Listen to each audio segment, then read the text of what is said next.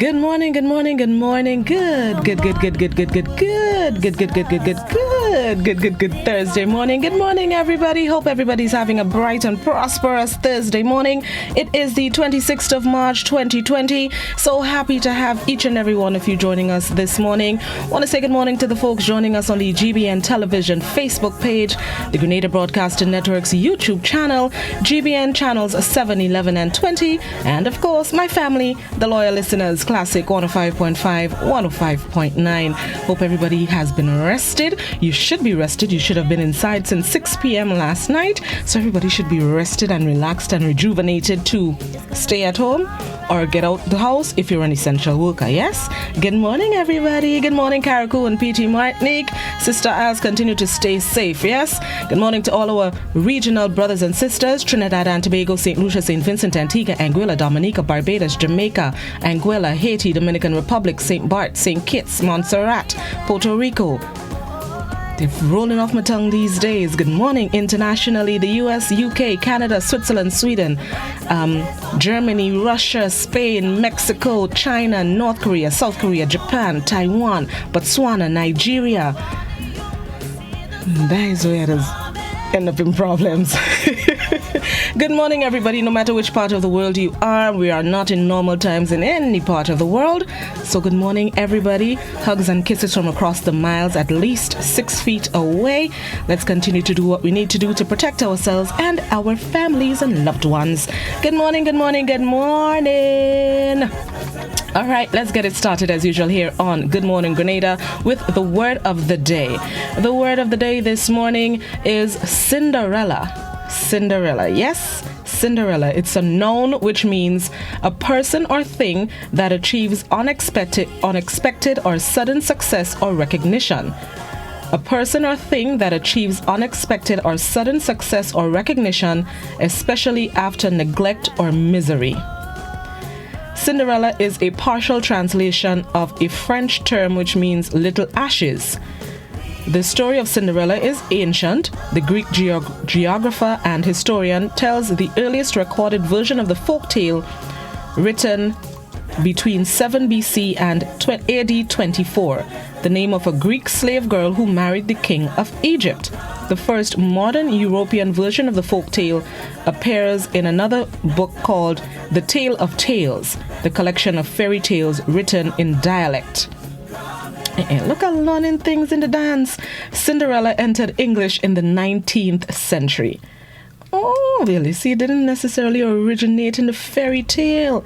You learn something new every day. Well, thank you, word of the day. That's the word of the day, Cinderella. An example of the use of the word. The first Cinderella in the era of the 64-team bracket may be the greatest in history. Another example of the use of the word, Ukraine is a new Cinderella. It could just metamorphose from bankruptcy and potential civil war to surpass elder sister Russia.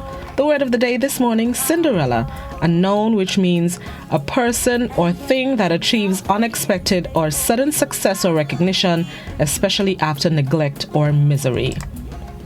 Learning something new every day. And this morning's coronavirus tip of the day is very simple. 2 little words, 4 letters each. Stay home. The tip of the day, stay home. We have some new regulations that we need to honor, as highlighted by Prime Minister Dr. Keith Mitchell yesterday. Hopefully everybody has been following that, those who need to, especially those of you coming back to the island within the last 14 days or so from anywhere in the world at this point. You should have already been staying home and self-quarantining. So the tip this morning, especially following the regulations highlighted yesterday, stay home. And I'm putting it nicely. Stay home, stay put, keep yourself quiet, lock the door, throw up your foot and relax. It's not often you get to relax on a Thursday at home. Take advantage of the opportunity. Tip of the day, stay home. All right, let's see what's celebrated today on this glorious Thursday, March 26th. Today it is National Spinach Day, the vegetable. We are encouraged to eat bright colored foods, so take advantage of this one today. Spinach Day. It reminds us of the health benefits packed into the leafy green vegetable.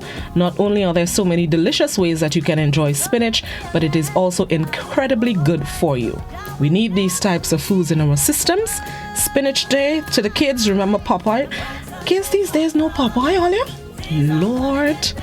Let's show them some Popeye. Look on YouTube and let them look for Popeye. Let them see him eating the spinach and they'll follow suit. Remember we used to do the same thing?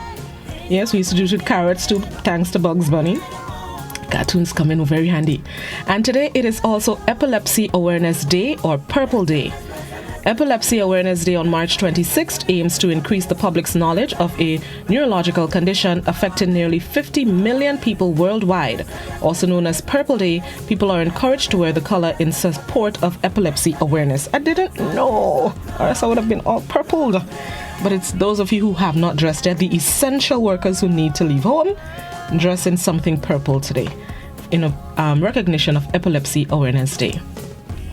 Let's see what's taking place that I need to let you know what's happening. A reminder or for information for those of you who are unaware, the drivers or the Zone 4 buses, they issued a statement yesterday announcing their withdrawal of services. In response to the confirmed case of COVID-19 and in keeping with government's protocol on social distancing, Zone 4 buses or the Zone 4 Bus Association has decided to suspend its operations from effect today. I think that's the St. Paul's, Mardi Gras area, Laborie, going up that direction. So those of you who need to use public transportation, please take note. You may be seeing trouble for buses. I know there are usually one or two buses who do not, who are not part of the associations that may still be running. So just in case you may have to fight for a space on bus, leave them a little bit earlier. Essential workers, I repeat, essential workers.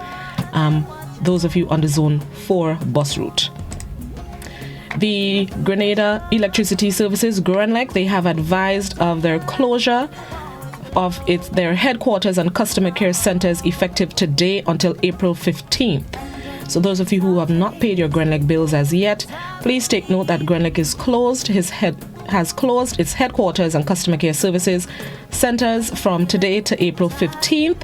The company says during this period, it is suspending disconnections for electricity accounts in arrears, as well as all construction jobs. Meter readings will not be done during this period, so many accounts will be estimated for the next billing cycle. Customers can continue to utilize GRENLEC's 24-hour telephone for emergencies. The number is 237. And it can also be used for 24-hour bill inquiry service, and customers are asked to use available third-party and online banking payment services to make payments to their accounts. So those of you who were thinking about going to pay GRENLEC today, they are closed, but you can do so. They have various platforms. I know there are banks that accommodate, including online services that can accommodate a payment of your electricity bill. So double check where you can do so if you insist on doing so today.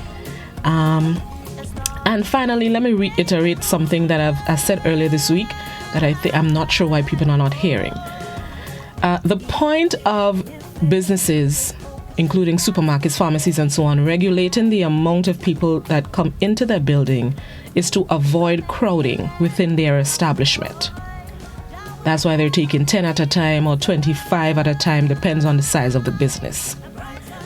So, lining up outside in a crowd defeats the purpose. We don't want you to crowd inside, but you're standing outside in a little huddle, rubbing shoulders. That is just one big pot of soup for the virus to circulate. 6 feet, whether you're in a building or you're outside. I see people crowding each other, and remember the 6 feet, there's a purpose for these regulations. This is not a joke, this is not a drill.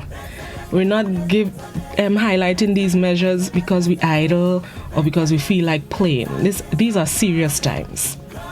We need to do what we can to protect ourselves and our loved ones.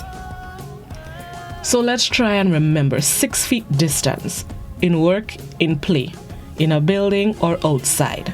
Lining up to get inside the supermarket or lining up to get into the pharmacy, 6 feet. Just remember 6 feet.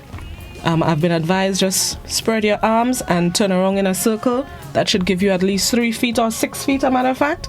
So try and do that. Just spin around with your arms outstretched and make sure you're that distance away from anybody else. Please and thank you, or else we're defeating the purpose of these measures.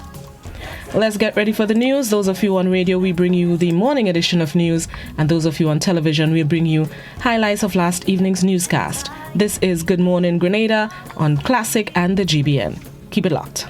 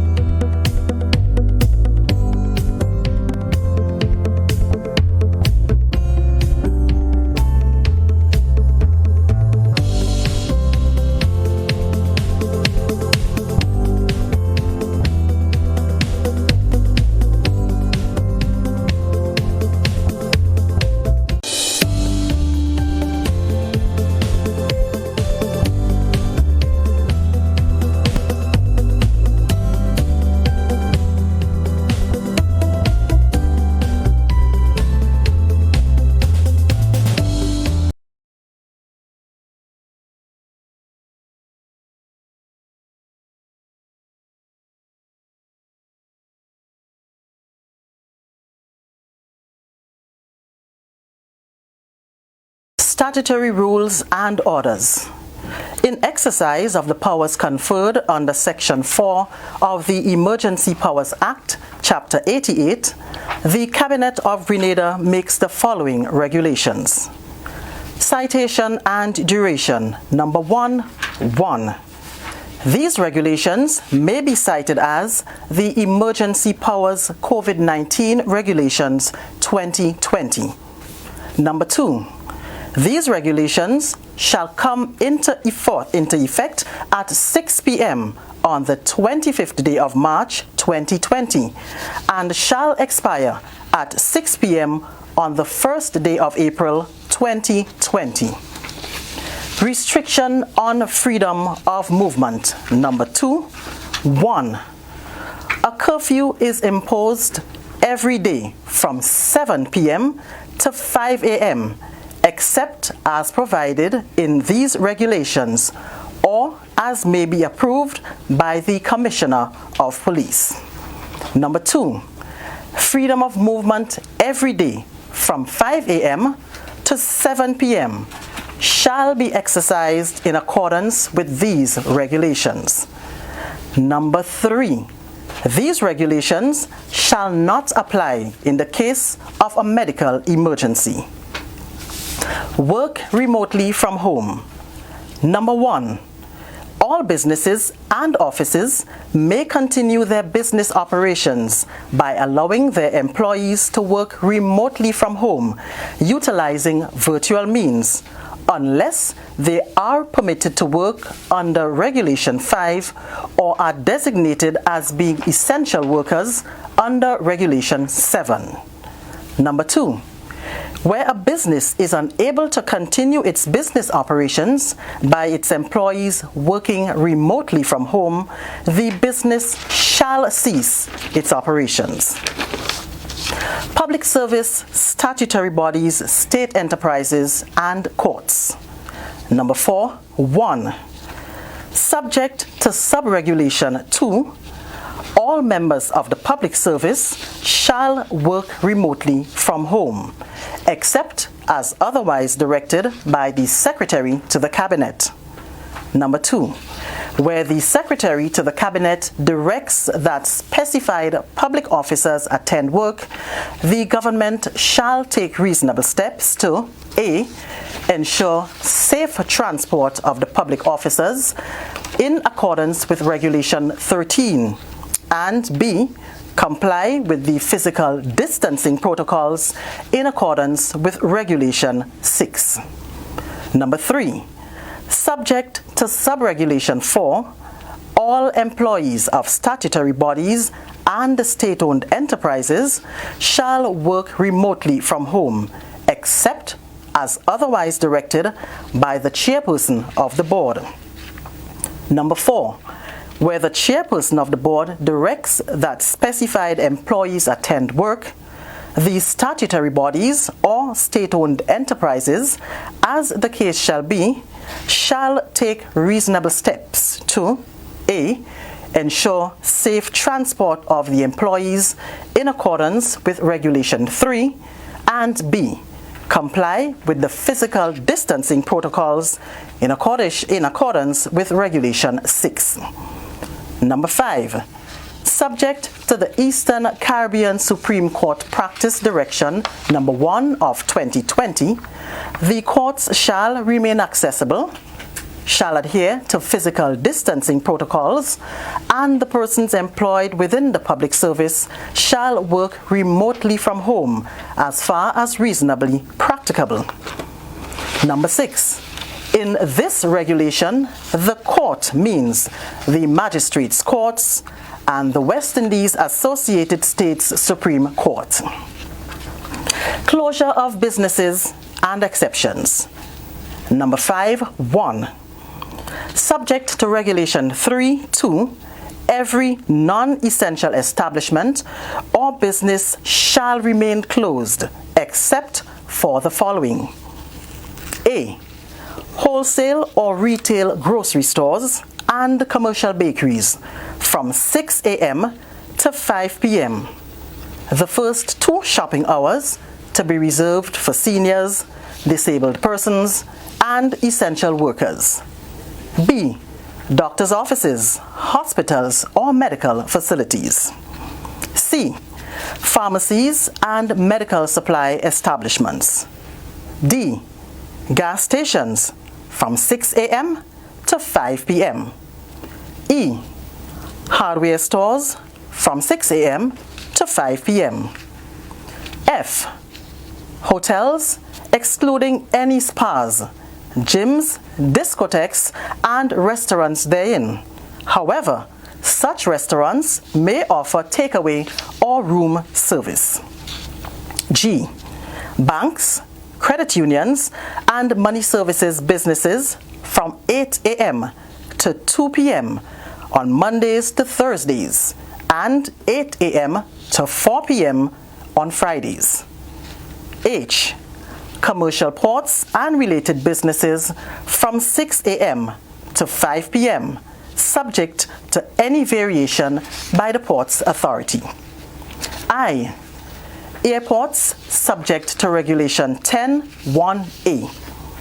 J. Commercial courier flights. K. Drive-through or takeaway food vendors from 6 a.m. to 5 p.m. L. Registered or bona fide fishermen and farmers engaged in their businesses. M. Businesses licensed to provide security guard services. N. Such other businesses or undertakings as may be specifically exempted in writing by the Commissioner of Police. and the owner or operator of the establishment specified in paragraphs A to N shall adhere to physical distancing protocols. Number 2, all works of construction of any sort, apart from urgent plumbing, electrical, roof repairs, or other emergency repairs for a home or business, shall cease as of 7 p.m. from the 25th day of March 2020. Physical distancing protocols. Number 6, every business or establishment must A. ensure that all customers and staff maintain physical distancing of no less than 6 feet in or outside their businesses. B. Determine the number of persons that may be permitted in the establishment at any one time by permitting one person for every 30 square feet of store space. C. Within 24 hours of the commencement of these regulations, place distance markers 6 feet apart, indicating where each customer must stand on a line at a checkout point. D. Within 24 hours of the commencement of these regulations, place distance markers 6 feet apart on the outside of the establishment, indicating where customers must stand while waiting to enter the establishment. Shelter in place. Number 7, 1. In an effort to prevent the spread of COVID-19, every person shall remain confined to their place of residence, inclusive of their yard space, to avoid contact outside of their family, except A. essential workers who report to work. B. Workers required to work under Regulation 4 or 5. C. For essential travel to the doctor, grocery store, bank, credit union, money services business, or pharmacy, or to refuel. D. All members of Parliament, the Attorney General, and the Director of Public Prosecution. E. For outdoor exercise, whether alone or together with family members living under the same roof, not exceeding an hour and a half per day, between the hours of 5 a.m. to 6 p.m. Number 2, for the purposes of paragraphs A to E of subregulation 1, such persons shall ensure at all times to distance themselves at least 6 feet from any other person. Number 3, for the purpose of this regulation, an essential worker means officers of A. the Royal Grenada Police Force, B. Her Majesty's Prison, C. the National Insurance Board, D. the Department of Social Services, E. the Department of Environmental Health Services, F. the Customs and Excise Division, G. the Accountant General's Division, H. the Inland Revenue Division, I. Waste Disposal and Sanitation Companies, J. any hospital or healthcare, medical, residential care establishment or facility. K. the Airports Authority and Ports Authority. L. essential workers of any water, electricity, or other sector encompassing the provision of electronic communications, including print and electronic media, and any other officer or category of officers as directed by the Secretary to the Cabinet. Number 3, all essential workers shall at all times carry personal identification. Education and religious instruction. Number 8, 1. All religious and educational places of instruction or worship shall remain closed. 2. Subregulation 1 does not prohibit A. any activity referred to therein by electronic or virtual means. B. Individual attendance at a place of worship for private individual prayer while maintaining physical distancing. Restriction on social activities. Number 9. No person shall host or attend A private party, which includes any person from outside of the immediate household or the house occupant. B. A recreational or competitive sporting event. C. A wedding which hosts 10 or more persons other than the bride, bridegroom, official witnesses, and the marriage officer. D. A banquet, ball, or reception. E. Any social event. F. Any other ceremony of public worship in any facility or public place which involves the participation of any member of the general public or a congregation. G. A funeral, except 10 members of the immediate family and at least one officiant and essential mortuary staff. Or H. A meeting of a fraternal society, private or social club, or civic association or organization. Restrictions on international travel. For the purposes of preventing, controlling, and suppressing the spread of COVID-19 with immediate effect, A.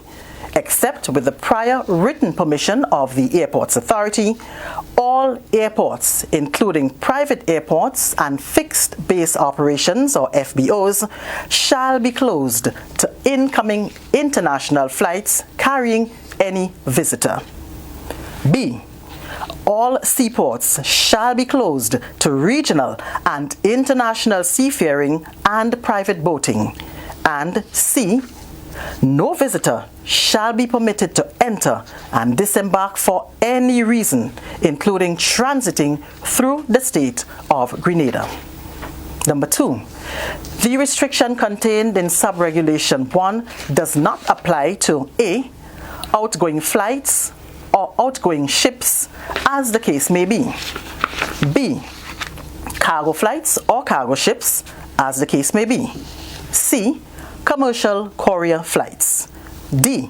Emergency medical flights. E. Emergency flights approved by the Airports Authority. F. Flights carrying any diplomat. Number 3.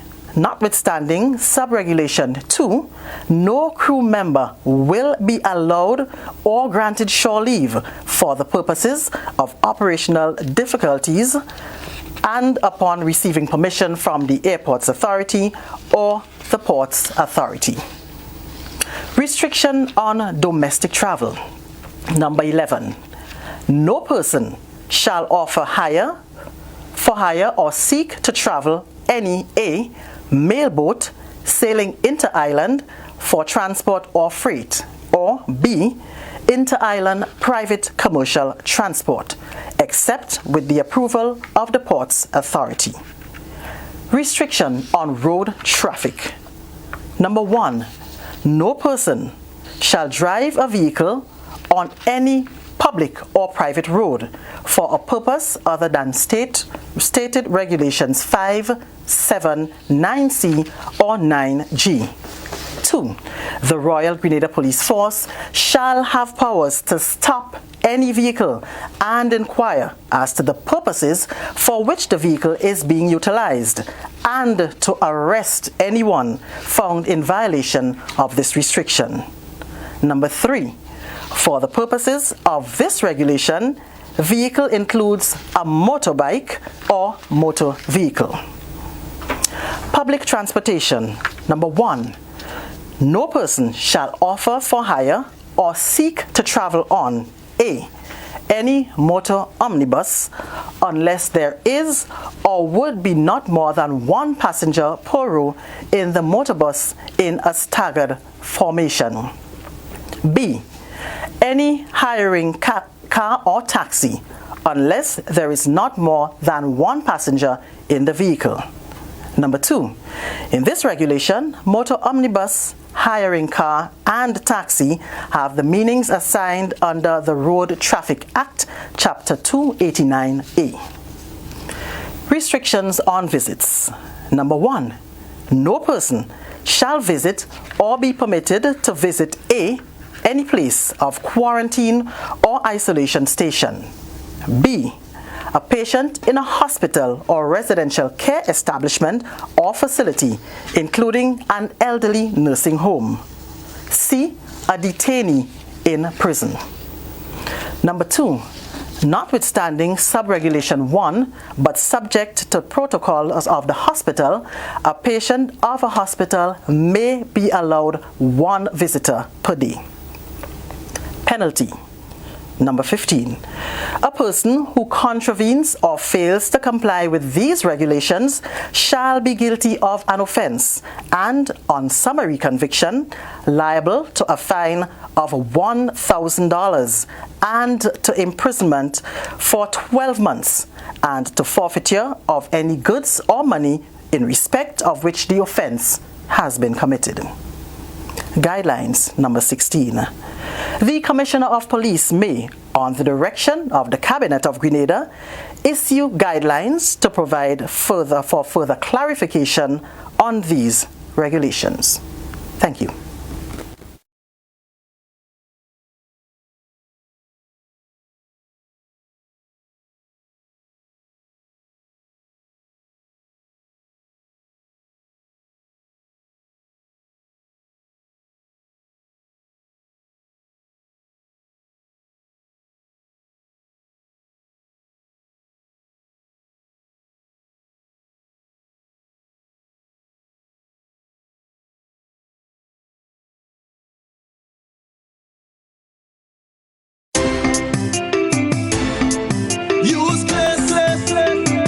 Washing cleaner than ever. Oh mama, oi, oh mama, oi. In every household, must have it, oi. Highly effective, stain removal, lemon freshness, antibacterial washing powder. Fresh and clean, fresh and clean. When I put on me clothes, me must win.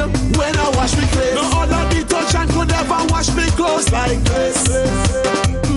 Now buy 3 bottles of Clay's dishwashing liquid for only $8. Available at Best for Less Supermarket, Eat Fresh Supermarket, MNC Jones Supermarket, Hope Pride Supermarket, The Food Fairs, Carenage and Grandad's, Roberts Enterprise, Springs Food Mart, and Charlo's Supermarket. Other Clay's products available: hand sanitizer, fabric softener, hand washing liquid, dishwashing liquid, and toilet cleaners. Distributed by Fortune Foods Company Limited, Tempe St. George. It's detox time again at Nirvana Natural Health Clinic Detox Center. The festive season is over, so let's start 2020 looking and feeling like a boss with our many body cleansing options. Purchase detox products as low as $50. Purchase detox combo packs as low as $100. Receive 10% off on all in-house colonic irrigation treatment. Take control of your health now. Don't delay. Call us on 231-6642, 418-7115, or 449-7753. We are located in Belmont St. George's, close to the Fall Edge area. These offers are valid from January to March or while stocks last. Nirvana Natural Health Clinic Detox Center. Detox your way to health. As we prepare and remain vigilant amid the coronavirus pandemic, the GUT Credit Union remains committed to serving you and your family in the safest way possible. We have increased the frequency of cleaning and sanitizing all branches and ATMs throughout the day. In an effort to maintain the protocols of social distancing, we encourage you to use the ATMs to conduct simple transactions. For your protection and convenience, our officers are available to conduct business via telephone if needed. As a member, if you are facing financial challenges as a result of the pandemic, please contact us to discuss the range of flexible options available to you. More information can be obtained by calling 440-1354, emailing gutcu@spicile.com, or visiting www.gutcu.com. Together, we can successfully navigate through this time. GUT Credit Union, it's where you belong. Total is one of the world's largest oil companies with a top quality line of lubricants. Total Lubricants has a full product line from passenger cars, motorcycle, heavy industrial equipment, mining, trucking, agriculture, and manufacturing machines and vehicles. Total Lubricants, winning championships in motorsports, including Formula One and World Rally Championships. Total Lubricants are available at all Rubis service stations, leading automotive shops, and distributed by Huggins. Why not stay in, turn off the alarm clock, and sleep some more on your perfect mattress from Quartz? For the widest range of mattresses from the world's best brands, the best value guaranteed. Shop today and let our sleep experts help you to decide on the best option to suit your needs. At Quartz, we don't just sell mattresses, we're offering you the best night's sleep. So, sleep in a little on your new mattress from Quartz. Quartz, bringing value home. How going on, boy? Hey, good old things. Hey, Daisy. Yeah. Boy, in line, boy. Your house looking a real good day. Boy, it's thanks to the hard-working and professional staff at the Housing Authority of Grenada. They handled me real nice. They did my plan, they did the construction, and I didn't even have to worry about a thing. They were there with me every step of the way, supervising the job, asking me about my concerns, giving me feedback as the house took shape. They were there from start to finish, and even put the keys in the palm of my hand. I give them an A++ for customer service. Oh, it's people from housing bad, boy. Boy, not bad. Excellent. If you're thinking about constructing your home, why not consult the Housing Authority of Grenada? You could visit them right down in the Sandino complex, or give them a call, 440-1015 or 440-1016. Or check out their website, hag473.com. They go handle you. They go jog your blocks, they go draw your plan, they go tote your materials. Hey man, where you going? The Housing Authority of Grenada is your choice for affordable housing and a stress-free construction experience. It's detox time again at Nirvana Natural Health Clinic Detox Center. The festive season is over, so let's start 2020 looking and feeling like a boss with our many body cleansing options. Purchase detox products as low as $50.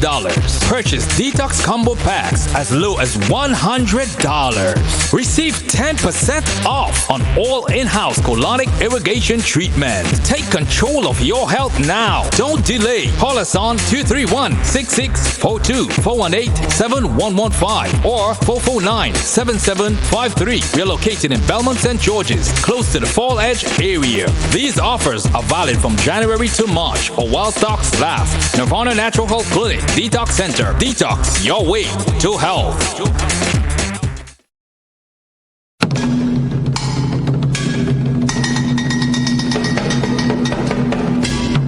Heritage Theatre Company and the cast of the historical drama Julian Fedor wish to advise of the postponement of this production, which was previously scheduled for 28th and 29th of March, as well as the 4th and 5th of April. This postponement is due to the recently announced measures by Grenada's public health authorities in response to the threat of coronavirus. Heritage Theatre is fully supportive of these measures and encourages all patrons, as well as the general public, to fully comply with them.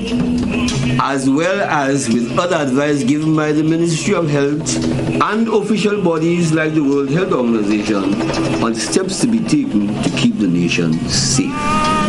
These measures include the following. First of all, do not panic. Avoid large crowds and wash hands regularly with soap and water. Please pay special attention to how you interact with the elderly and other vulnerable persons. Try to resist touching your face, and most of all, treat yourself as if you have the virus and want to avoid passing it on to anyone else. We eagerly look forward to staging the play once we're given the green light to do so.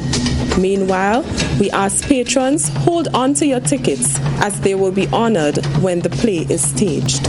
We would like to take this opportunity to thank all our sponsors, including our title sponsors, the Grenada Broadcasting Network and the Grenada Cooperative Bank, as well as those who have collaborated with us thus far in the preparation of this production.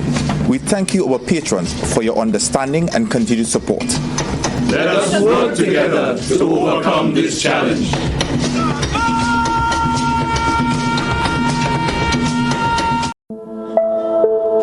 So we need to get the facts straight. How does this virus work? How does it transmit? Where does it want to go? And let's protect ourselves. I'm Dr. Peter Lynn. I'm a family physician in Toronto, Canada. The coronavirus is a family of viruses that can cause as mild things as just a common cold, all the way up to SARS or MERS. These are these bad pneumonias that we're talking about. And basically what these viruses are, they look like a tennis ball with all these spikes sticking out of it. And depending on the type of spike, it allows that virus to attach to certain places. So some viruses, they have the spike that attaches to your nose. So basically you just get a common cold.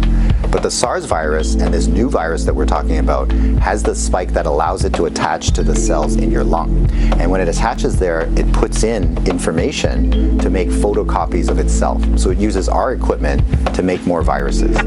I'm declaring a public health emergency of international concern over the global outbreak of novel coronavirus. Most of the coronaviruses live in animals. In this particular case, it was from Wuhan. There was a fish market where they were selling live animals. And the thought is that the virus was in a live animal, then it crossed into a human. But then what we found was that people were getting sick in terms of healthcare workers, in terms of family members that were looking after them, which now meant that the virus can pass from human to another human. Just like all viruses, it needs to reach a target, which is your lung, and it has to get there with your help. It has no feet and no wings, so therefore it needs us to move it there. So that's why we keep saying, don't hang around sneezy people because you're going to breathe it in, and don't touch your face because that's how the virus is going to get in. The masks are helpful, but they're not necessary because they're leaky. The ones that you and I buy basically have pockets here, so therefore the virus can get in. What the masks really do is they stop us from touching our face. If you're sick, we tend to mask you, so therefore you're not spewing out the viruses to other people sitting around you. The true people that have the real masks are the N95. Those are sealed. These are for the doctors that may be caring for the patients. So in the beginning, the coronavirus will cause kind of like flu-like symptoms or a cold. So people just get the stuffy nose, that kind of thing. But you'll understand that as soon as that virus starts manufacturing in your lung cells, they're producing all these copies of the virus, all of a sudden now you kill the lung cells. So now you can't exchange oxygen. And that's why one of the early symptoms is people get very short of breath and they tend to have a difficult time breathing, and that's why they end up in hospital. So currently, unfortunately, we don't have a direct treatment for the coronavirus. So we don't have a medication that can kill it off. And so it's really supportive. So in other words, the patient can't breathe, we give them oxygen, help them to breathe. They can't drink, so therefore we give them fluids to support them. Their kidneys begin to shut down, we help them with all those things. So it's a very supportive process. This is a new virus that we've never seen before. So our immune system, our army, are having a hard time figuring out what to do. So usually what we have to do is we make something called antibodies.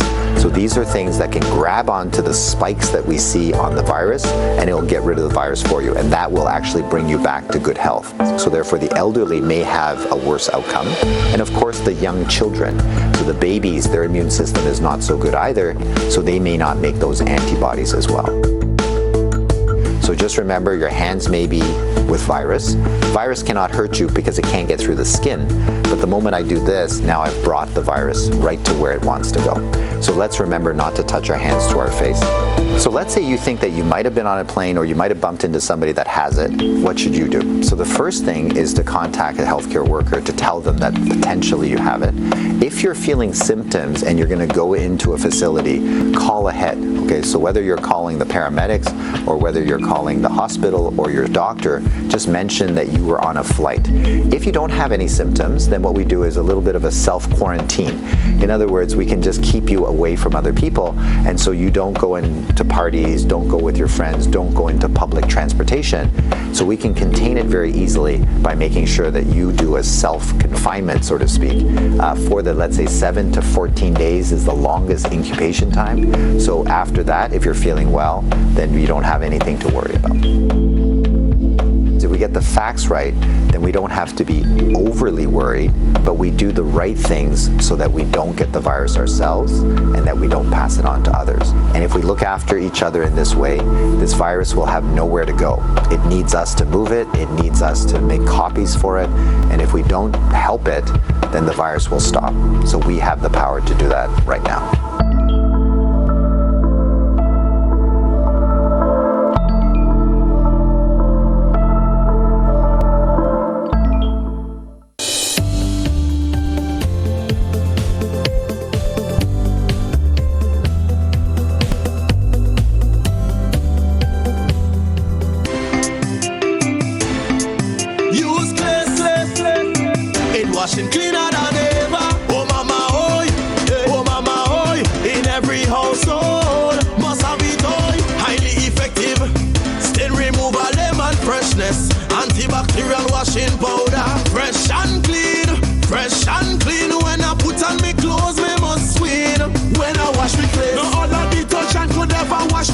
just like this.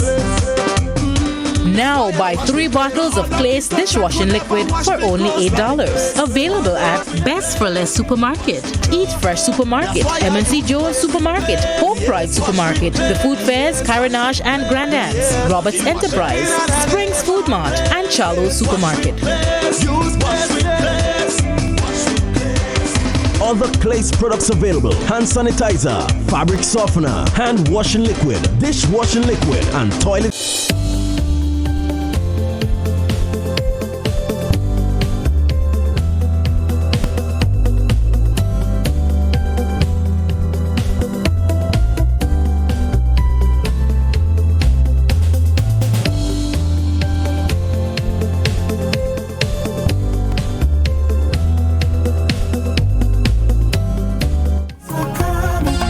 Welcome back to Good Morning Grenada. It is 21 minutes after the hour of 7 o'clock. Thank you, those of you who are just joining us, those of you who stuck with us. Thank you once again. As I highlighted earlier in the program, the Prime Minister made an address yesterday and highlighted some new regulations that will take effect as Grenada implements limited state of emergency. There are a number of regulations that we need to be made aware of, and I have with me, joining us via Skype, is Attorney General of Grenada, Darshan Ramdhani, and he will hopefully shed some more light for us on a number of these regulations. Good morning, Mr. Ramdhani. Good morning, Lazam. Good morning, viewers. Glad to be here. And thank you. Bad time to be here, but I'm pleased to be able to be with you and to share information to clarify certain matters. Thank you very much, and thank you for joining us to shed some light for us. Mr. Ramdhani, you can see social distancing at work. We are now not sitting in the same room. We are connected by electronic and by Skype. Definitely. So you can see how we are doing this. Dealing with matters, yes? Yes, technology definitely is working for us these days. One of the first concerns or comments I've heard from members of the public as it relates to the regulations, if you can explain for us, why is it that the Prime Minister highlighted the limited state of emergency will last for 21 days? However, according to the regulations read out by Director at GIS Leslie and Johnson yesterday, it expires on April 1st. Why that discrepancy, if I can call it that? I did, for your viewers who would have seen GBN Facebook page, I did explain this yesterday, and I will do so again now. The proclamation that was issued, there are two documents, there are two things happening in relation to the national, or declaring the national emergency. One is a proclamation was issued by the Governor General, and two were regulations made by Cabinet.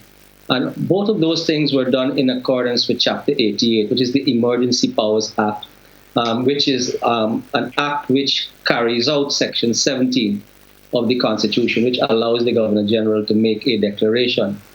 Under the Constitution, Section 17 essentially says this, that if Parliament is sitting and a declaration is made, it will last for 7 days if Parliament is sitting. If Parliament is adjourned, the declaration lasts for 21 days. And the intention there is that Parliament will sit, extend the emergency for whatever period they consider fit and proper. So the Governor General makes the declaration of emergency, and the duration of the life of the emergency depends on A, whether Parliament is sitting, or whether Parliament is adjourned, and then whether Parliament then sits and makes an extension for a period not extending 6 months. So when this declaration was made yesterday, as we would all be aware, Parliament was not sitting. If Parliament would have been sitting, then the Constitution is effectively saying that Parliament should get to it and make a decision as to how long they want it for. Now, because Parliament was adjourned and Parliament is not sitting at present, yesterday, nor today, the Constitution conceives that they may need more time. Parliament may need more time to get to a sitting. And so what the Constitution does is that once the GG makes a declaration when Parliament is not sitting, it will last for a period of 21 days. So the Prime Minister is right. The Prime Minister's statement that the limited state of emergency will last for 21 days is quite correct. Now let's go to the regulation. These regulations, as you would see, again, carrying out the effect of Section 17 of the Constitution through Chapter 88, the Emergency Powers Act, are effectively affecting quite a lot of, imposing quite a lot of restrictions on freedom of movement and rights under the Constitution. Yes?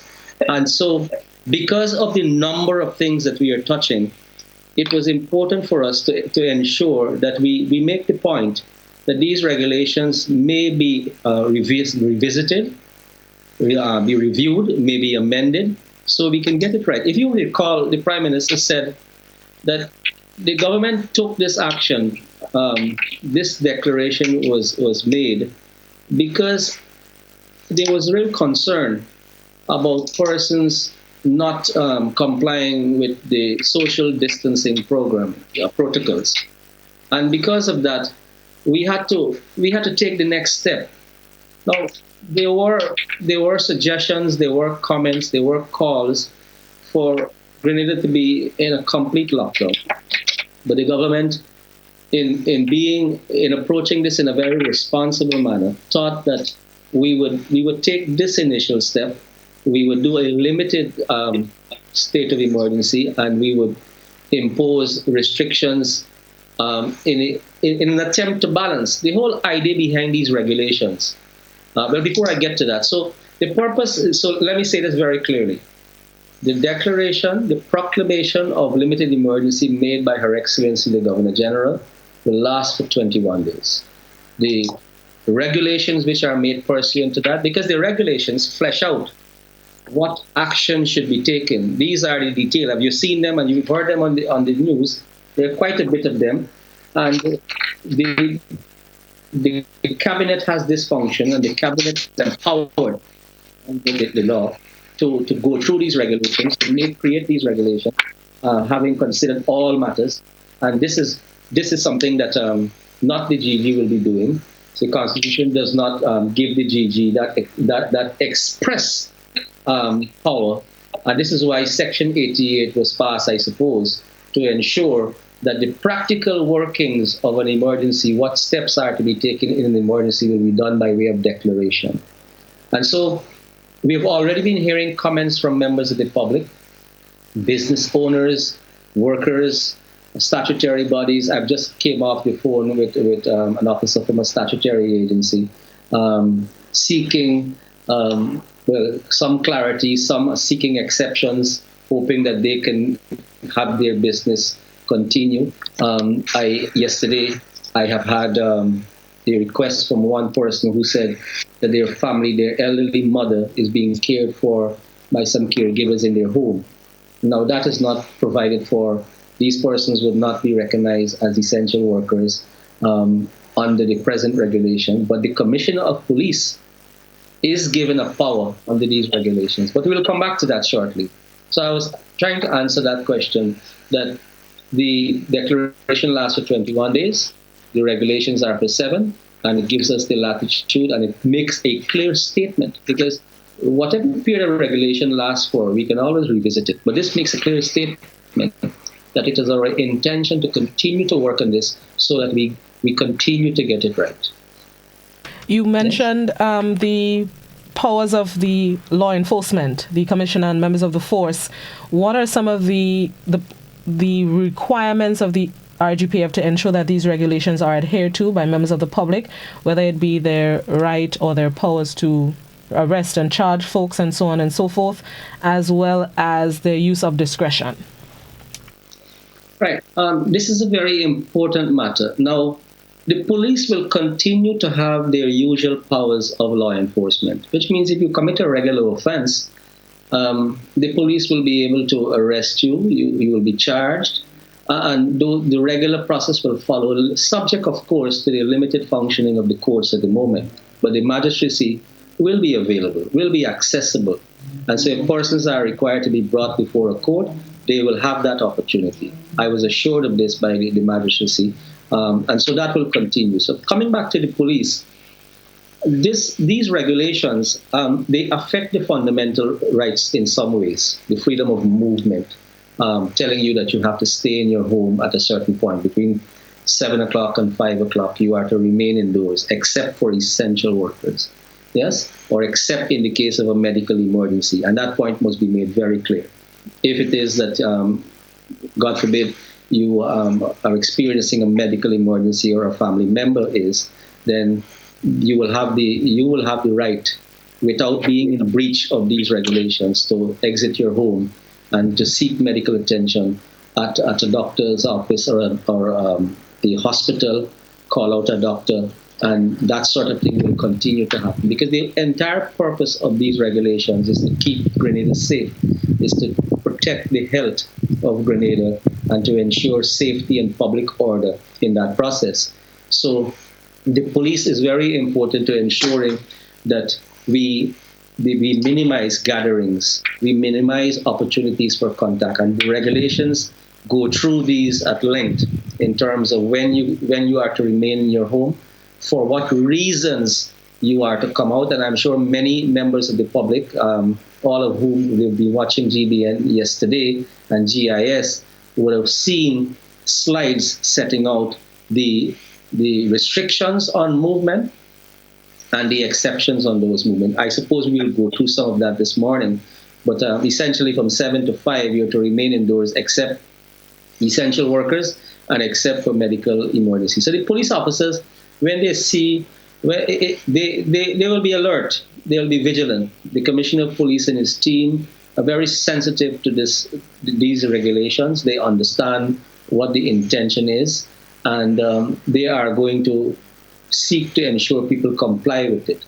I expect that in performing the job, the Commissioner of Police and his team will continue to exercise, and I know they will, continue to carry out their duties in a courteous, respectful manner. The police force of Grenada is an exemplary, and they get great recognition throughout the region and the world for doing an effective and efficient job. And in this moment, they will step to the plate, and they will continue to exercise powers in that manner. And there is no need for me to seek assurance from the Commissioner of Police in this regard. So when persons are driving along the road at night, for instance, if it's past 7 o'clock, you can expect that the police now have a right to stop you without reasonable cause. In the normal circumstances, a police officer will be required to have reasonable cause to stop you. At this point in time, the reasonable cause requirement is suspended by these regulations, so they can stop you and inquire as to where you're going and for what purpose. A point was made last night, and I wish to re-emphasize it. In fact, it was made by Mr. Ferguson, and he captured it quite properly when he was dealing with essential workers traveling. Blossom, you are an essential worker. You are part of the media. Your cameraman, your technical operator, your team, your audio team, all these people are part of the media, and they're essential workers. And they will have the right to travel in the curfew period as well. And so let me say this, that you will be required to carry identification. Now, if we are to make sense of that regulation, it should not simply mean that it is identification that says your name is Blossom Alexis, and this is your date of birth, and there's a picture and sufficient. That should be there, but you should also have a document, a press pass, a press card, a media card, or a letter from your employer saying that you, Blossom Alexis, are employed with this agency, and so that the police can understand, because whilst some of you are faces well known to the community, some of you are not. Blossom, you, of course, everybody knows who you are, but I'm not sure if everybody knows the gentleman sitting behind you, looking at the screens there. So if he is traveling along the road, getting to work, there's a chance that he may be stopped by police officers, and inquiries will be made. Well, it's before 5 o'clock in the morning. Where are you? Who are you? And where are you going? We expect that persons. So I'm saying to employers now, that what you need to immediately do is to issue a letter if they have not been given passes that indicate clearly which institution, which agency, which company, which business these people are working for, you give them a letter. So together with the ID and the letter, they will be properly identified, and they will make the job of the police easier. So the police would have in front of him something that says who is this person and who the person is working for, and that makes that engagement much more easy. There's real opportunity for the officer to understand clearly what's happening here, and this is the kind of cooperation we expect at this point in time. This is the kind of responsible behavior that we expect at this point in time. This is a very difficult time for all of us, and so we don't need to make the work of law enforcement any more difficult by being boisterous, by being non-responsive, by being rude and discourteous. I noticed even before regulations have been passed yesterday, I saw a crowd gathered outside of a supermarket. I was passing Foodland driving past, and I looked there and I could see somebody standing next to the security guard. There was a line at the door, and there was someone standing next to the security guard, very, very close, gesticulating, and you could literally see from even that distance, you could very well see these persons were angry. I don't know exactly what they were quarreling about, but one can make an assumption, a reasonable assumption here, that somebody was upset for being asked to join a line. Somebody was upset that they may not have been allowed to get in as fast as they would like to get in. And so these security guards at businesses, the police officers are going to be on the front line of interacting with persons. If the intention here is to tell people, look, we have to minimize contact, we have to prevent gatherings, we have to prevent groups, because the whole idea is to curtail, contain, identify, and isolate this virus so that the medical authorities can do their job, so that we can return Grenada to a state of normalcy. And the Prime Minister's point was based on the fact that we were all seeing that there are a number of persons going about their daily lives without a change in terms of recognizing. You could see how they were behaving very close to each other, crowding up in places, wanting to sit. I drove through town on Saturday in the evening, and as I passed through town by the bus terminal there, these little bars were open. These little, I say bars, some people say rum shops, and people were sitting down, staring at each other across a little stool, drinking. And this is the sort of risky behavior that we need to avoid at this time. So I'm saying, you asked about law enforcement. I have a tendency to go on, so forgive me. The point I'm making here on law enforcement is that the police will continue to act properly and efficiently as they have always done. But the public needs to understand that these persons are on the front line of this. Security guards, law enforcement, doctors, nurses, essential workers. These persons are asked or named essential workers because they perform a function that is necessary for us to have some semblance, for us to carry out life as reasonably near as possible as we could be having, and to have a semblance of a normal society. The media is very important. People need, look, this morning you had to get out of your house, I suppose. Odette said yesterday to me that you would be traveling before 5 o'clock to get to work. And of course she was asking with a smile whether you'd be allowed, but it was made very clear that the media, and this is very important, many persons are right now sitting down looking at us, trying to understand this is no joking moment. This is no light moment. We are not here to discuss light things. This is a very important, crucial crossroad of life in Grenada, the region, and the world.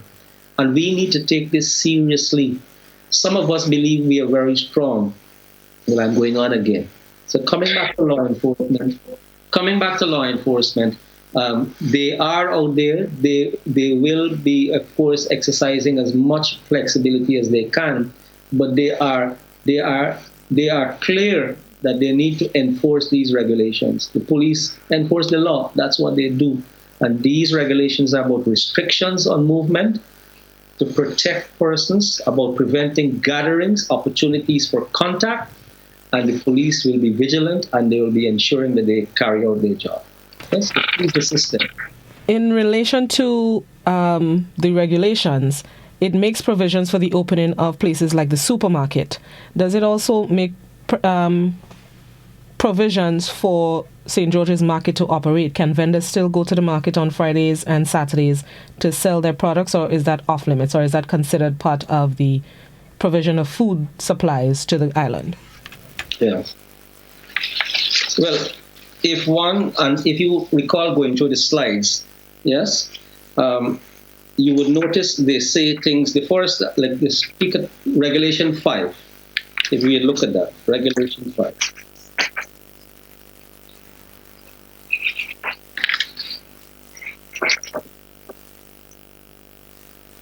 Okay. 1A, I don't know if you have slides. They had slides yesterday because this would be useful for... Yes, I have some. Yes, because this one was put up, I believe, yesterday several times. Mm-hmm. The grocery and retail stores will be open. The marketplace will not be open. Yes? So we need to understand this clearly. If there is how to put it, I made the point yesterday that we will continue to address the flexible approach in relation to these regulations, to understand what balances we need to put in place and to see where we need to make changes. At this point in time, you would know that as you envisage the Grenada St. George's Marketplace, if you think about it, you will see that there's a gathering of people hustling and bustling and moving around, people very close to each other sitting down, if you think of Fridays and Saturdays. And we are at the end of the week already. So this is a hot spot. This is one of the hot spots. If we are being practical, in relation to what we are trying to achieve, then the conversation must begin from here. Conversation must begin from what are we trying to achieve? We are trying to minimize contact. We are trying to minimize gatherings. We are trying to minimize groups, opportunities for this virus to spread. The marketplace is one of those places which is a hotspot. And so as the regulations are drafted at this point in time, the marketplace will not be allowed to continue until, of course, there's a change or we come back to normal. And that's what we will have to deal with. It is not a normal time, Gazam. It's not a normal time. It is an emergency. Lots of persons will be anxious, but we need to be practical. If we are saying everybody should stay in their homes between 7 and 5 in the evening, 7 in the evening to 5 in the morning, why are we doing this? And then we are saying, well, let us all go to the market and gather around at the bus park there and stand up around and as per normal. It really defeats it. It's either we are doing this or we're not doing this. Yes, we need to understand this. It's either we're doing this or we're not doing this.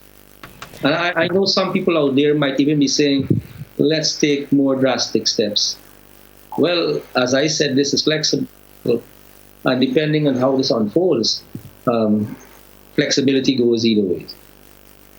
There's a question on the WhatsApp that is inquiring. Let me see how I can sum it up. A few people usually go for they exercise, whether it's walking, jogging, in mornings, on evenings. So it's a two-part question. One, can that continue during the hours that we are allowed to be outside of curfew hours? So that's between 7 a.m. and 5 p.m. or 6 p.m. Can people still exercise? And two, can they do so on the beach? Because a lot of people use the beaches for exercise. Can that still happen during daylight hours? Right. If you notice regulation, and a lot of us walk, well, at one point in time, I would have been able to say a lot of us run. But we are at that point in our lives now, at least me, when I don't run anymore, except perhaps on a treadmill occasionally. A lot of us walk, and Regulation 7 deals with this. It says here, shelter in place is the heading. Mr. Edwin and I, we spoke about this last night, and the point was made clearly that you should really stay in your home, regardless of whether it's curfew or not, unless you're going about for some important activity. So whether day or night, whether the entire day or the entire night, we are saying in the night there's a curfew. And so you cannot go out unless you're an essential worker or unless there's a medical emergency. Full stop. We're also saying in the day that you should really stay in your home unless you're working in one of these exempted businesses. These businesses, grocery stores, banks, and places that are allowed to be open. And if you're going to engage in business with these institutions. So if you're going to the bank, if you're going to the gas station during the day, you're allowed to do this. But apart from that, we're saying literally stay at home. You can't attend social activities. You can't go to parties. So the regulation says this, that for outdoor exercise, it actually expressly allows you to do exercise during the day between the hours of 5 a.m. and 6 p.m. Let me repeat that. You can come out, whether alone or together with family members, living under the same roof. Yes? So you can't make a plan now. 2 or 3 of you might be walking or jogging some mornings or afternoon, and you call up each other and say, are you ready to go? And you meet up at the spot and you do that. You can't do that anymore. If you are going out, you need to go alone or with family members. Yes? And you really need to ensure that when you're out and you're encountering other people, you maintain the safe distance of 6 feet away from them, at least 6 feet. So social distancing protocol is required. And you are only allowed under these regulations an hour and a half per day, yes, for outdoor exercise. And there's no restriction here that you can't be allowed to go. Yes, so you can be allowed to go to the beach. It's part of exercise for the purpose of exercising, not to have a picnic. Yes, not for sunbathing, for exercising. Yes, outdoor exercise, because we are asking you to stay at home. And so, again, it is an attempt to strike a balance that we are trying to protect all of us, but at the same time we recognize that what we have done by way of restricting movement is that this is sometimes difficult for a lot of people to deal with. Not sometimes. It's difficult for all of us to deal with. Mankind, the human race, is not the kind to go sit lock up indoors, and you have the occasional persons, but we are not made up that way. And so it is recognized here that if we are allowing essential workers to go about their business, if we are allowing you to go to the supermarket to buy groceries, if we are allowing you to get gas, and all of this is during the day, then why should we not allow you at this stage to get some exercise? Of course, this is going to be monitored. I mean, we don't expect to see people, a whole bunch of people walking 6 feet behind each other, lined up from Excel Plaza all the way to the airport. We don't expect that at all, because so this is going to be looked at. And again, it's a flexible approach that we are taking. We are looking to see how this unfolds, how manageable it is. So to your viewer who's asked the question, yes, you can exercise between the hours of 5 a.m. and 6 p.m. for 1 hour and a half outdoor, together alone or with family members who live under the same roof. Yes, that's crucial, because we're trying to keep people. You don't want to have your family who lives down the road. You're taking all actions to safeguard yourself, and somebody might not be doing that over there, and you go across, you meet with them, and you come back over here, and you put everyone in your own household at risk. Those of us who have to go out and perform essential services, and when we come back at home, we have people there who may be elderly persons. We have people there who may be with pre-existing conditions. And whilst we think, as I was starting to make the point earlier, whilst we think we are healthy and we are strong and vibrant and we can get past this thing by ourselves, and we take risk. We take unnecessary risk. We come back and we put persons who may not be as strong as us to risk. And it is being seen now that young people are affected as well as elderly persons. So there's quite a lot we don't know. Yes, so we need to protect ourselves. We need to safeguard ourselves. We need to ensure we behave responsibly. One weak link in the chain puts others at risk. At this point, viewers and listeners, I would open the telephone lines to facilitate phone calls for maybe just about 5 minutes or so. If you can please keep them to 1 minute or less so that we can facilitate as many as we can during the short time frame, because I know there are people who may have questions. Good morning. Morning, Blossom. How are you today? Morning to the gentleman. Well, what I heard him say about the market for the farmers, I think that the farmers going to get a hard hit. Because if they cannot find a way like that of selling the produce, then all the crops that are ready for sale are going to be perish. And then we need fresh food at this time. And all of the supermarkets won't be able to take all these fresh crops and things. So I think they should find a way of letting the farmers get rid of some of the short crops, to be said. And the crops are ready for harvesting. Thank you. Thank you, caller. There will be opportunities for them to be able to get. Sorry? Yes, go on. There will be opportunities for them to be able to. Farmers and fishermen are allowed to continue to operate. Farmers and fishermen to engage in their work. And so, opportunities are there to sell their produce. And we are listening and we will be addressing these matters as we go along. Yes? Nice. Back to the phone line. Good morning. Good morning. The policies they lay down, it is necessary for us. It is not bad but we need to know who Jesus is at least and make sure we put our heart and our soul in place. Now, concerning a situation I don't like at all, letting the airways be open for nationalities to come in from countries where have this COVID taking place. It's not a wise idea because they are the ones that are coming in and bringing this situation here. So I think they must consider that very wisely.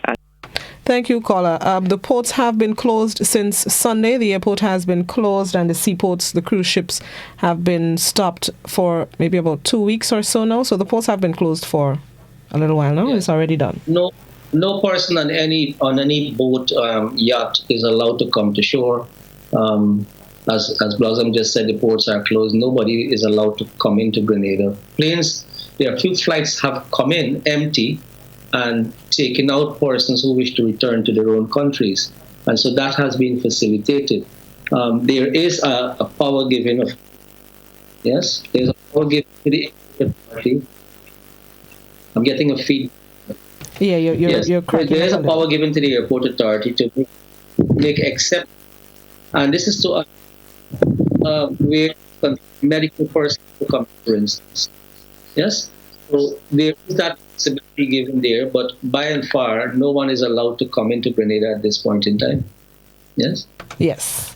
Good morning. Morning, Blossom. How are you doing? I'm good. I'm sitting in my drawing room listening to y'all, and I listen to the general man that's speaking there. All the rules, what they say. What? Yesterday, a friend told me that a friend from Canada is going back to Canada, right? And the next thing is, I want him to explain that to me. The poor people, they say you can't go and sell in the market. What about some of the vendors that have their tomatoes, their plantain, and the things that they don't sell, going to spoil? What? They should have allowed some of the people to even go this morning or whenever and try to sell the little things that are going to perish. That is what people I'm speaking about there. Thank you, caller. Yes, these matters will be addressed. We are dealing with an emergency. We are dealing with a situation. There's a reason why we are doing what we're doing. And so we are in a state of emergency. But there are matters which we are listening to, and we are hearing you. We will address these matters. All right. Good morning. Citizen Welsh, good morning and greetings to your guest. Question. Morning. Now, there's a situation where some people just feel that they can do what they want. Just imagine a situation, take a look at this, where one, for instance, who had been diagnosed with the virus and confined, or we call it quarantined or isolated, and breaches that, deliberately putting people at risk. What are the maximum charges can a person like that have laid before them? I would like to suggest intended murder or intention to murder. What's the view of the legal luminary on it? Thank you. Thank you, Citizen Rulo. Was the question that what would the law enforcement do? What can law enforcement do for people who fail to adhere to self-quarantine, as well as what charges could be laid against them? Well, you raise an interesting point, and this sort of topic was raised in many years ago in relation to the HIV virus. And courts around the world are similar, not the same thing, but a similar question was raised. What about persons who know that they are positive with HIV and they deliberately take action that is likely to infect others? And courts around the world have taken the position that you are committing an offense. Yes, so I come back to this matter. If one would have to go as far as saying that the person know that they have been infected, or they think that they have a reasonable chance of being infected, there will surely be some civil liabilities arising from it. It would be interesting to see how the courts of law will look at it. But let me say this, the regulations itself right now is saying that we need to restrict movements. The regulation is designed, one can't go and start arresting persons because we believe. There have to be a test. So all of us right now may be putting all of us at risk if we start moving about in a reckless manner. Yes? Those questions that you're asking, when you arrest someone because they put somebody else at risk, we will arrest you if you breach the regulations. If you breach the regulations, you will be arrested. The entire point of these regulations is to prevent the risk or to minimize the risk in relation to the spread of the virus. Good morning. Yeah, morning, Blossom. Morning, Mr. Ramdani. I want to say that we have gone in the right direction, but unfortunately, I think we are late. Some of the things that have been done from last night, the way Mr. Ramdani and Mr. Ferguson and the other guy was talking, this is very important. And I think these things could have been done before in terms of preempting people what would happen in an event like that so that people wouldn't be confused or panic now. Having said that, I noticed one of the emphasis is on punitive, like arresting people and so on. But have we considered the implication in terms of ensuring that people's human rights are still maintained, the fact that we have to feed them, the threat to the people who will have to feed them or even have to guard them, and so have we considered those kind of factors? Thank you, caller. Yes, two things you sort of raised there about giving notice up front and discussing this up front before this was done. Let me say this.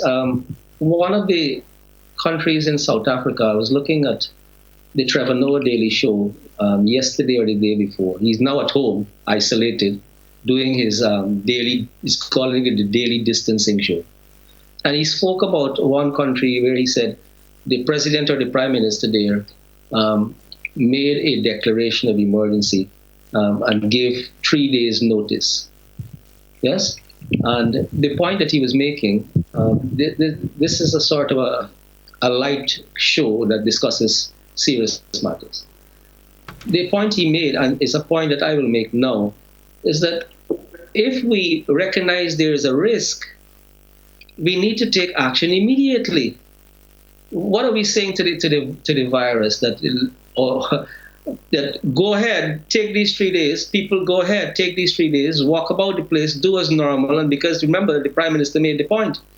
The point the Prime Minister made was that there was real need for this, because based on what we were seeing people were doing in relation to walking about, socializing, attending places.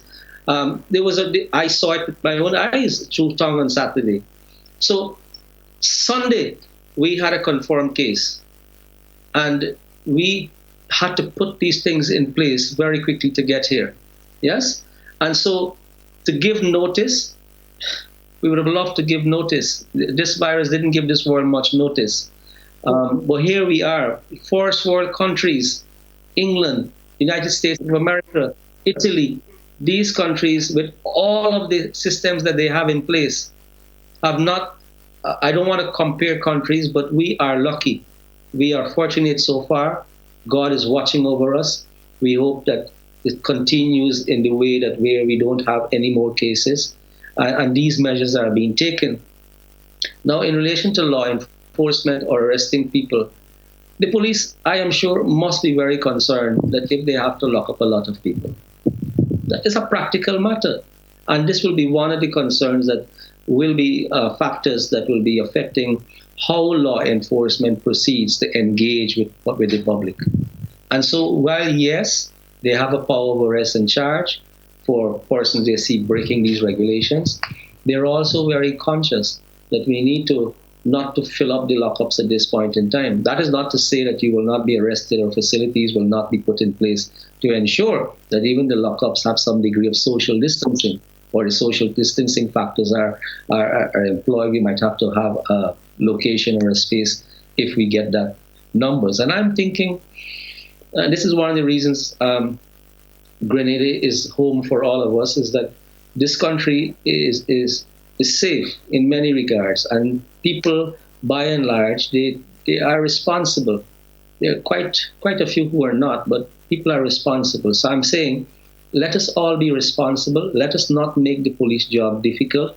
Let us ensure that we don't have people are not getting arrested, because if you're arrested, then you'll be confined, perhaps in a lockup, yes, or some other place that we hope that we can make it safe for you. These are challenging times, and we are going through us together, and we need to appreciate and understand that.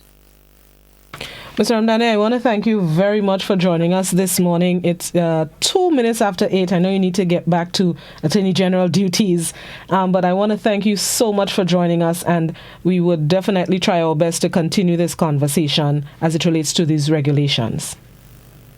Let me say today, Blossom, thank you very much for having me. We are doing a very important thing, and this is as important as everything else I do as Attorney General in this country. If I can make clear to the people what it is that they have to, how we're going to approach the next couple of days in our lives. This is difficult for all of us. We need to hunker down. We need to pray. We need to think responsibly, and we need to pay attention to the right sources. I want to say in ending that there's going to be a lot of information out there. Everybody is the news media with their Facebook page. And so you have to be very, very careful what information you're looking at. You need to access the GIS government website. I'm going to come to GBN in a moment. The GIS government website, the Ministry of Health website, Facebook pages, those will give you direct government information. And when you see persons like myself or other stakeholders from the government disseminating information, there'll be quite a lot of talk show and commentators making comments now. And I urge them as well that they need to be able to separate information from their views on policies. They need to identify for the public when they are giving them information or when they are speaking of what they would like to see happen.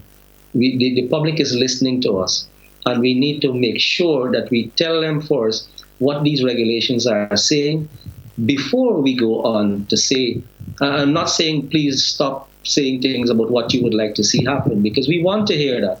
We want to hear what you would like to see happen. We want to hear what you would like the government to do.